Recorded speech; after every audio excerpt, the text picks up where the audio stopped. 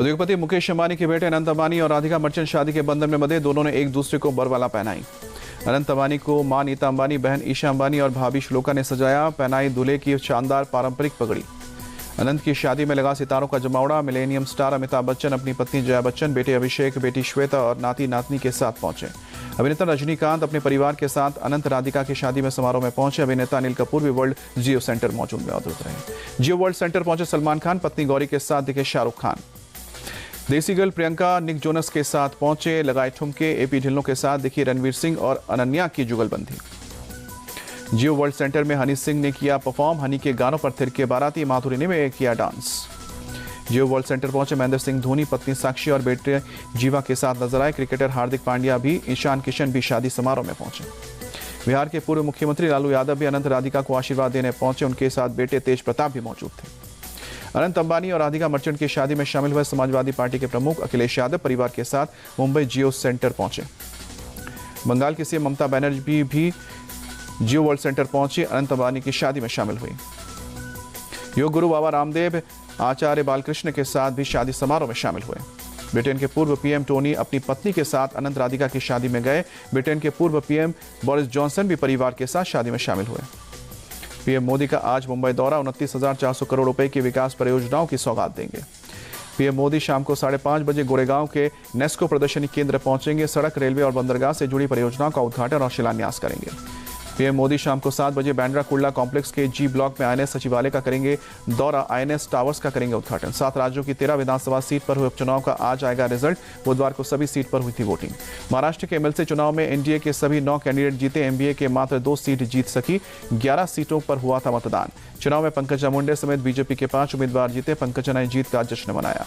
प्रदेश कांग्रेस अध्यक्ष नाना पटोले ने कहा कि कांग्रेस की ओर से क्रॉस वोटिंग हुई है, जिसके खिलाफ कार्रवाई होगी। पहचान कर आलाकमान को नाम दिए गए हैं। मुंबई में उद्धव ठाकरे से मिली सीएम ममता बनर्जी, कहा कि खेला शुरू हो गया है। चुनाव में उद्धव ठाकरे के लिए कैंपेन करूंगी। हर साल 25 जून को मनाया जाएगा संविधान हत्या दिवस। गृह मंत्रालय ने जारी किया नोटिफिकेशन। इमरजेंसी पर बोले पीएम मोदी, कांग्रेस के दमनकारी कदम को देश हमेशा एक काले अध्याय के रूप में याद करेगा। कांग्रेस नेता जयराम रमेश का पलटवार। 10 साल तक पीएम मोदी ने अघोषित आपातकाल रखा। 4 जून 2024 को इतिहास में मोदी मुक्त दिवस के रूप में जाना जाएगा। जयराम रमेश का निशाना। बीजेपी के शासन में अनेकों काले दिन आए हैं। कौन सी स्थिति चुनी जाए? और सपा चीफ अखिलेश यादव की ओर से बयान। दिल्ली के बर्गर किंग हत्याकांड के मामले में दिल्ली पुलिस को मिली बड़ी कामयाबी। सोनीपत में एक एनकाउंटर के दौरान हिमांशु भाव के गैंग के 3 शूटर्स ढेर। जयपुर में राष्ट्रीय करनी सेना और श्री राजपूत करनी सेना के बीच विवाद में चली गोलियां। श्री राजपूत करनी सेना के महिपाल सिंह मकराना घायल हुए। महिपाल सिंह मकराना निजी अस्पताल में इलाज के लिए भर्ती। मकराना की ओर से राष्ट्रीय करनी सेना के अध्यक्ष शिव सिंह शेखावत पर फायरिंग करने का आरोप लगाया गया है। शिव सिंह शेखावत ने भी मकराना पर हमला करने का आरोप लगाया। कहा कि दफ्तर में 4 लोग जबरन घुसे और फायरिंग की। मेरे गनमैन ने मकराना को किया कंट्रोल। देहरादून में पुलिस ने संदिग्ध रेडियो एक्टिव पदार्थ के बक्से जब्त किए। 5 संदिग्ध लोगों को गिरफ्तार किया। भाभा एटॉमिक रिसर्च सेंटर के विशेषज्ञ कर रहे हैं बॉक्स की जांच। अभी तक किसी रेडियो एक्टिव पदार्थ की नहीं हुई है पुष्टि।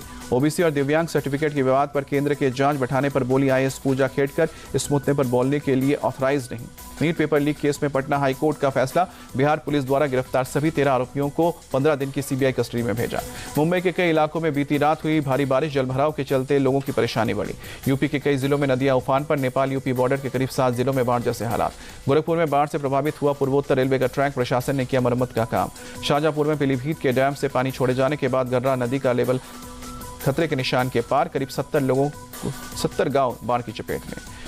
फंसे लोगों को बचाने के लिए रेस्क्यू टीम ने काम शुरू किया। एनडीआरएफ, एसडीआरएफ और सेना की मदद ली जा रही है। हरदोई और सिद्धार्थनगर के हाल में बेहाल। हरदोई में गर्रा नदी के चलते, सिद्धार्थनगर में राप्ती नगर के चलते जलस्तर बढ़ा। नदियों का जलस्तर बढ़ने से खेत, खलियान, मकान सब डूबे। आने जाने के लिए नाव का अब इस्तेमाल। उत्तराखंड के 7 जिलों में भारी बारिश का ऑरेंज अलर्ट। मौसम विभाग ने कुछ जिलों में येलो अलर्ट भी जारी किया। असम में 9 नदियां डेंजर जोन से ऊपर बह रही हैं। ब्रह्मपुत्र समेत कई नदियों का पानी बढ़ने से दहशत में लोग। भारतीय विदेशी मुद्रा भंडार में लगातार 2 हफ्ते की गिरावट के बाद जबरदस्त उछाल। 5 अरब 16 करोड़ की बढ़त दर्ज। नेपाल में पूर्व प्रधानमंत्री केपी शर्मा ओली ने नई सरकार बनाने का दावा पेश किया। राष्ट्रपति रामचंद्र पौडेल ने रविवार की शाम तक बहुमत साबित करने की समय सीमा दी है। पुष्पकमल दहल प्रचंड शुक्रवार को संसद में विश्वास मत हासिल में असफल रहे। 275 मेंबर वाले सदन में में विश्वास मत के पक्ष में 63 और विरोध में 194 वोट पड़ने के बाद पद से इस्तीफा दिया। पाकिस्तान के कराची में रह रहे अफगान शरणार्थियों ने सरकार से नागरिकता की मांग की। 3 दशक से ज्यादा कराची में बसा है अफगान समुदाय। इजरायली सेना का दक्षिणी लेबनान पर हमला जारी, सीमावर्ती इलाकों पर जबरदस्त शेलिंग और एयर स्ट्राइक।